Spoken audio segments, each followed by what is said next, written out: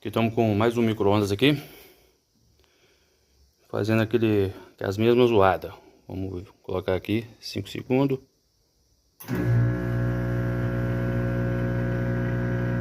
Então o que pode dar isso aí é o que?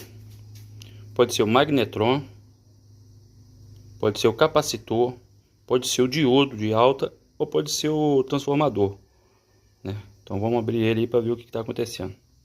Aqui nos dois filamentos dele tem que dar continuidade, né? Dos terminais para a carcaça dele não pode dar nada, ó. Aqui. E o capacitor é o contrário aqui, ó. Nos dois terminais aqui não pode dar nada. Ó, já tá acusando o curto, tá vendo?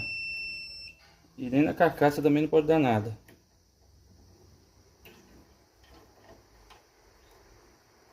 Então, ó, ele tá acusando aqui, ó, curto.